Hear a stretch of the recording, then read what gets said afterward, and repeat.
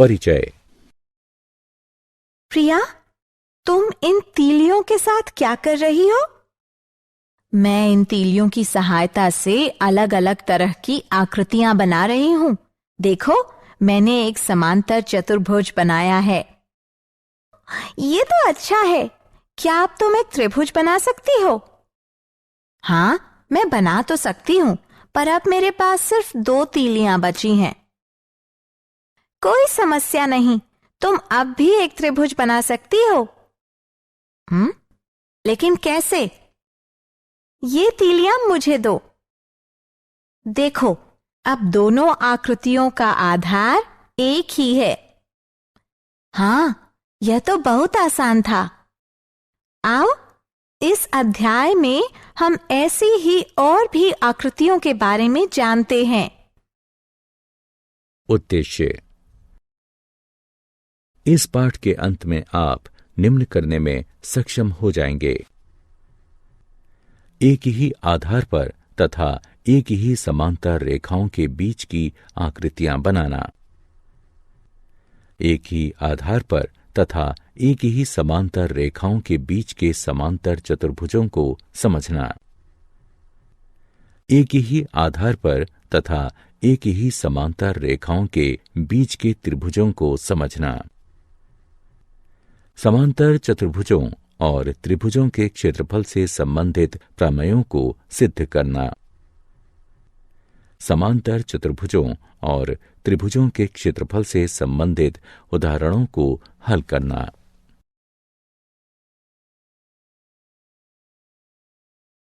परिभाषाएं। किसी भी समतल क्षेत्र के विस्तार अथवा उसकी माप को उस क्षेत्र का क्षेत्रफल कहते हैं। और क्या आप जानते हैं कि समतल क्षेत्र क्या है? किसी समतल का वह भाग जो किसी बंद आकृति के अंदर हो, वह उसी आकृति का समतल क्षेत्र कहलाता है। 2 सर्वांग सम आकृतियों के क्षेत्रफल समान होते हैं, लेकिन समान क्षेत्रफल वाली आकृतियां सर्वांग सम हों, यह आवश्यक नहीं है। किसी आकृति के क्षेत्रफल को AR से भी दर्शाया जा सकता है।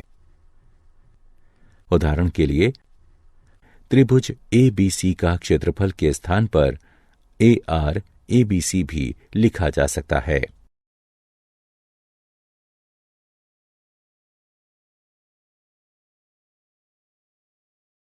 एक ही आधार पर बनी आकृतियां। इस आकृति की ओर देखिए। यहां 2 आकृतियां हैं, एक आयत ABCD और एक समांतर चतुर्भुज CDEF। अब हम देख सकते हैं कि दोनों आकृतियों में आधार CD उभयनिष्ठ है। ठीक इसी तरह इस आकृति में त्रिभुज ABC और त्रिभुज BCD एक ही आधार BC पर स्थित हैं। अब इस आकृति को देखें। इसमें एक त्रिभुज ECD और एक समांतर चतुर्भुज ABCD दोनों एक आधार यानी CD पर स्थित हैं।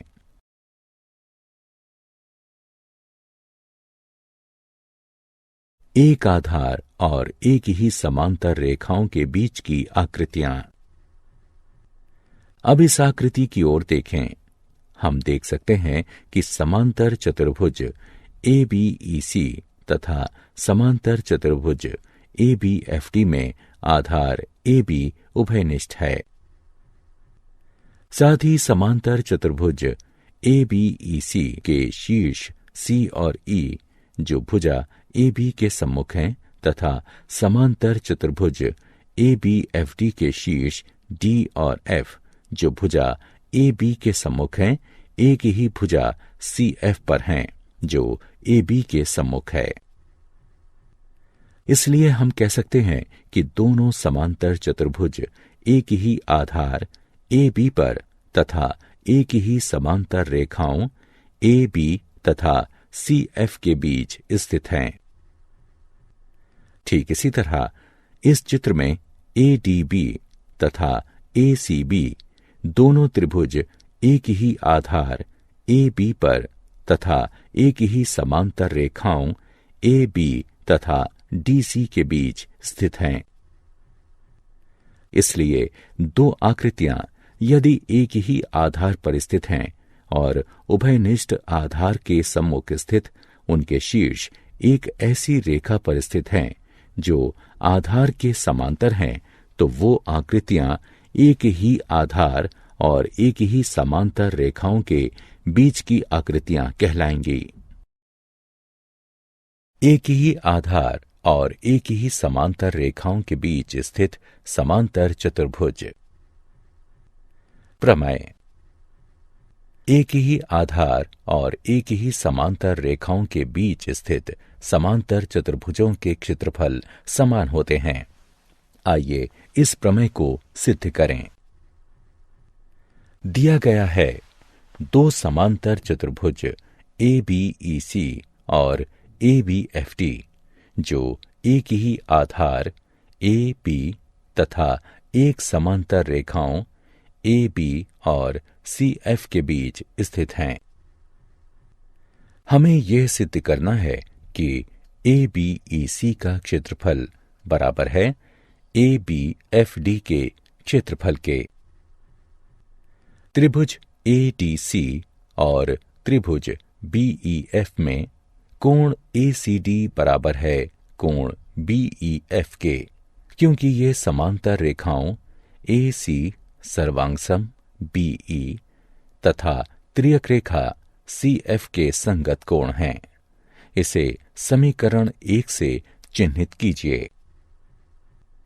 कोण ए डी सी बराबर है कोण बी एफ ई के, क्योंकि ये समांतर रेखाओं ए डी सर्वांगसम बी एफ तथा त्रियक रेखा सी एफ के संगत कोण हैं। इसे समीकरण 2 से चिन्हित कीजिए। इसलिए त्रिभुज के कोण योग गुण के अनुसार कोण सी ए डी बराबर है कोण ई बी एफ के। इसे समीकरण 3 से चिन्हित कीजिए। साथ ही ए सी बराबर है बी ई के। ये समांतर चतुर्भुज ए बी ई सी की सम्मुख भुजाएं हैं। इसे समीकरण 4 से चिन्हित कीजिए। इसलिए ए एस ए नियम द्वारा समीकरण 1, 3, 4 का प्रयोग करते हुए त्रिभुज ए डी सी और त्रिभुज बी ई एफ सर्वांगसम हैं। जो कि सर्वांगसम आकृतियों के क्षेत्रफल समान होते हैं, इसलिए ए डी सी का क्षेत्रफल बराबर है बी ई एफ के क्षेत्रफल के। इसे समीकरण 5 के रूप में चिन्हित कीजिए। अब ए बी ई सी का क्षेत्रफल बराबर है ए डी सी के क्षेत्रफल जमा ए बी ई डी के क्षेत्रफल के। हम जानते हैं कि ए डी सी बराबर है बी ई एफ के।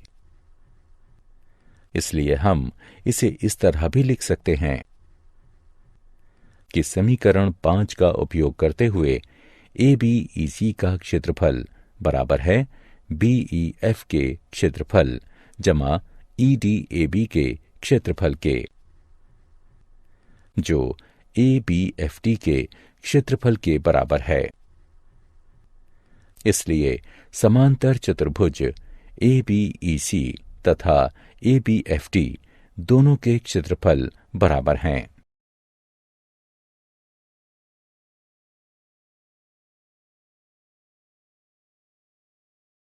प्रमेय का विलोम। अब हम सिद्ध कर चुके हैं कि एक ही आधार और एक ही समांतर रेखाओं के बीच स्थित समांतर चतुर्भुजों के क्षेत्रफल समान होते हैं। इस प्रमेय का विलोम भी सत्य है, जिसके अनुसार एक ही आधार पर स्थित समान क्षेत्रफल वाले समांतर चतुर्भुज एक ही समांतर रेखाओं के बीच स्थित होते हैं।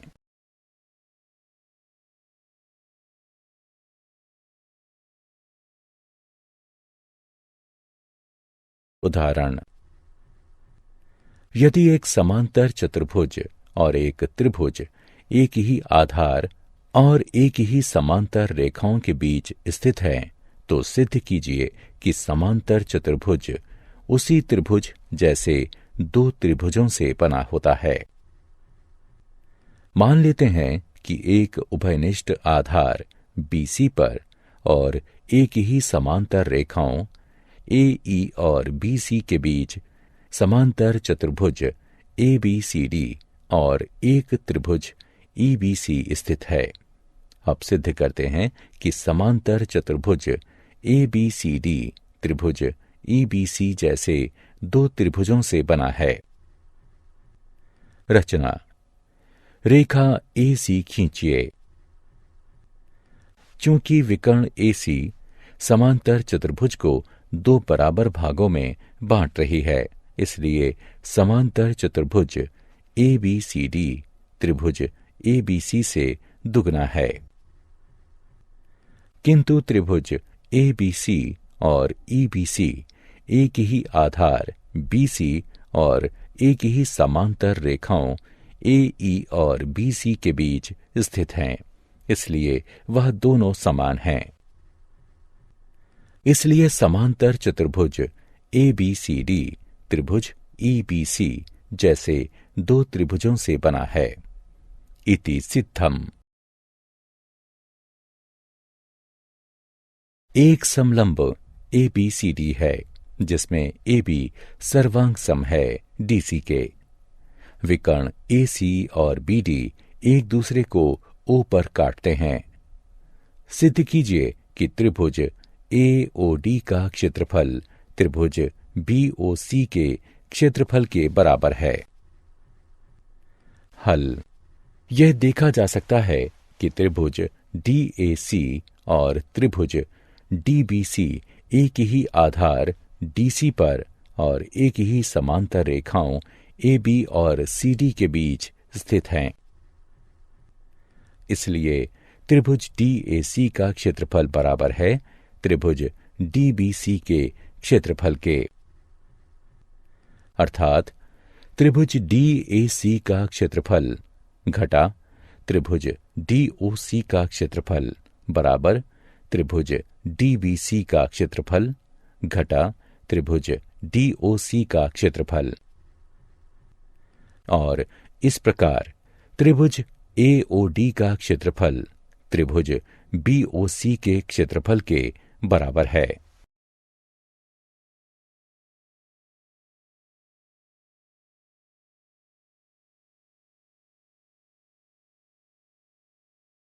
एक ही आधार तथा एक ही समांतर रेखाओं के बीच स्थित त्रिभुज। प्रमेय। एक ही आधार या बराबर आधारों और एक ही समांतर रेखाओं के बीच स्थित त्रिभुजों के क्षेत्रफल समान होते हैं। दिया गया है एक ही आधार BC और एक ही समांतर रेखाओं BC तथा AD के बीच स्थित दो त्रिभुज ABC और DBC हैं। सिद्ध करना है त्रिभुज ABC का क्षेत्रफल बराबर है त्रिभुज DBC के क्षेत्रफल के। रचना। B से होते हुए CA के समांतर E पर बनी DA को काटती हुई BE खींचिए और C से होते हुए BD के समांतर F पर बनी AD को काटती हुई CF रेखा खींचिए। उत्पत्ति। निर्माण के अनुसार हमारे पास दो समांतर रेखाएं BE और CA हैं और BC EA के समांतर है, ये हमें दिया गया है। इसलिए चतुर्भुज BCAE एक समांतर चतुर्भुज है। ठीक इसी तरह BCFD भी एक समांतर चतुर्भुज है। अब समांतर चतुर्भुज BCAE तथा समांतर चतुर्भुज BCFD एक ही आधार BC तथा एक ही समांतर रेखाओं BC तथा AD के बीच स्थित हैं। इसलिए समांतर चतुर्भुज BCAE का क्षेत्रफल बराबर है समांतर चतुर्भुज BCFD के क्षेत्रफल के। इसे समीकरण 1 से चिन्हित कीजिए। हम जानते हैं कि समांतर चतुर्भुजों के विकर्ण उसे बराबर क्षेत्र वाले दो त्रिभुजों में बांट देते हैं। इसलिए त्रिभुज DBC का क्षेत्रफल बराबर होगा समांतर चतुर्भुज BCFD के क्षेत्रफल के आधे के। इसे समीकरण 2 से चिन्हित कीजिए। और त्रिभुज ABC का क्षेत्रफल बराबर है समांतर चतुर्भुज BCAE के क्षेत्रफल के आधे के। इसे समीकरण 3 से चिन्हित कीजिए। अब समीकरण 1 से समांतर चतुर्भुज BCAE का क्षेत्रफल बराबर है समांतर चतुर्भुज BCFD के क्षेत्रफल के। इसलिए समांतर चतुर्भुज BCFD का आधा क्षेत्रफल बराबर है समांतर चतुर्भुज BCAE के आधे क्षेत्रफल के। इसलिए सिद्ध होता है कि त्रिभुज ABC का क्षेत्रफल बराबर है त्रिभुज DBC के क्षेत्रफल के। इस प्रमेय का विलोम कथन भी सत्य है, जिसके अनुसार समान क्षेत्रफल वाले दो त्रिभुज जिनके आधार एक ही हैं या बराबर हैं, एक ही समांतर रेखाओं के बीच स्थित होते हैं।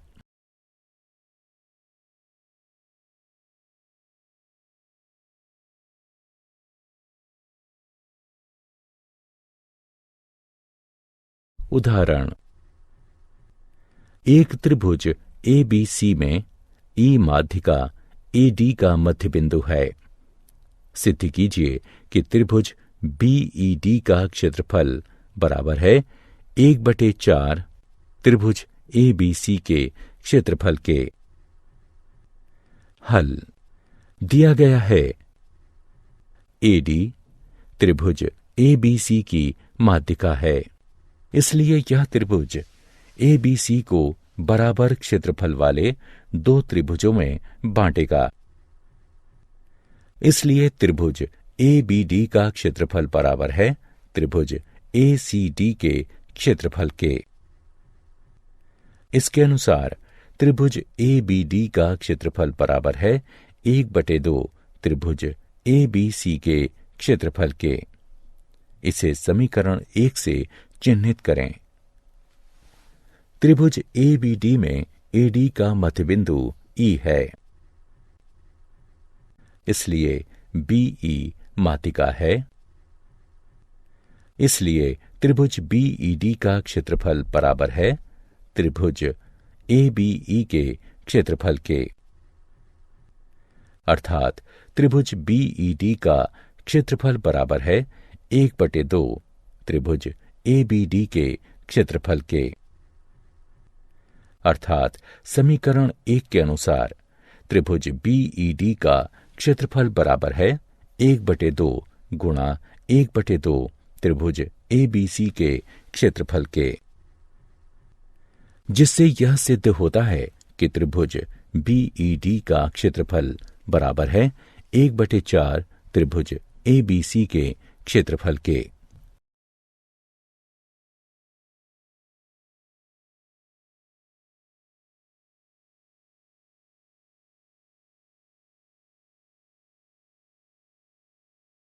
सिद्ध करिए कि किसी समांतर चतुर्भुज के विकर्ण उसे बराबर क्षेत्रफल वाले 4 त्रिभुजों में विभाजित कर देते हैं।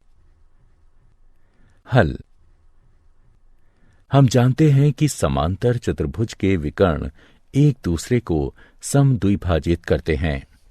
इसलिए O, AC और BD का मध्य बिंदु है। त्रिभुज ABC में BO माध्यिका है, इसलिए यह इसे बराबर क्षेत्रफल वाले दो त्रिभुजों में विभाजित करेगा। इसलिए त्रिभुज AOB का क्षेत्रफल बराबर है त्रिभुज BOC के क्षेत्रफल के। इसे समीकरण 1 से चिन्हित करें।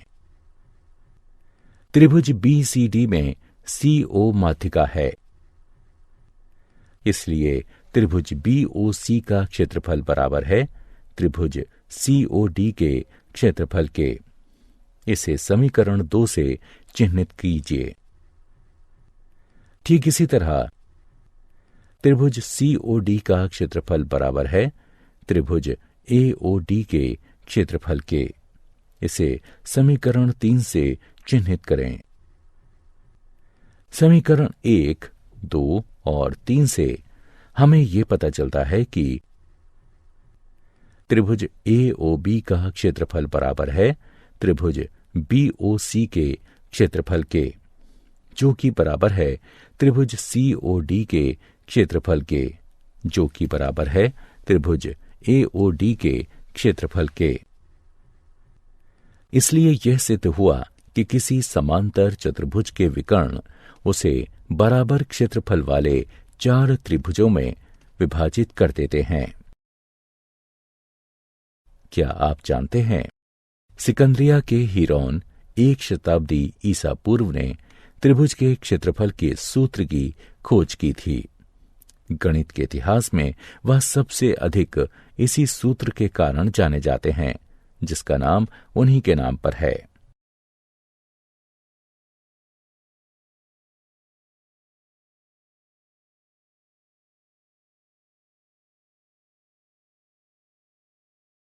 सारांश।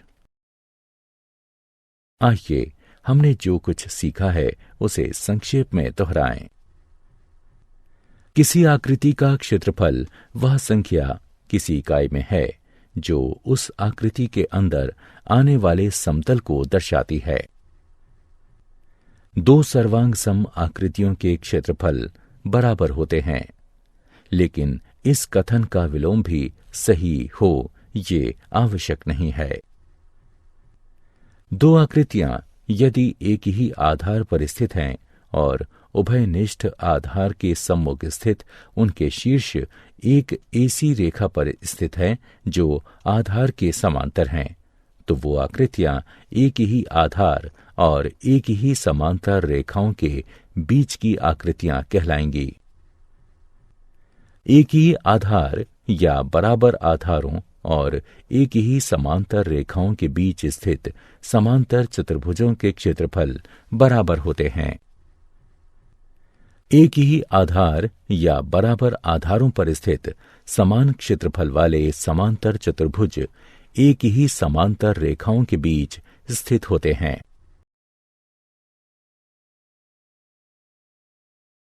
एक ही आधार या बराबर आधारों और एक ही समांतर रेखाओं के बीच स्थित त्रिभुजों के क्षेत्रफल समान होते हैं। किसी त्रिभुज का क्षेत्रफल उसके आधार और लंब के गुणनफल का आधा होता है। एक ही आधार या बराबर आधारों पर स्थित समान क्षेत्रफल वाले त्रिभुज एक ही समांतर रेखाओं के बीच स्थित होते हैं। एक त्रिभुज की माध्यिका उसे बराबर क्षेत्रफल वाले 2 त्रिभुजों में बांटती है। एक ही आधार या बराबर आधारों पर स्थित समान क्षेत्रफल वाले समांतर चतुर्भुज एक ही समांतर रेखाओं के बीच स्थित होते हैं। एक त्रिभुज की मध्य उसे 2 बराबर क्षेत्रफल वाले त्रिभुज में बांटती है।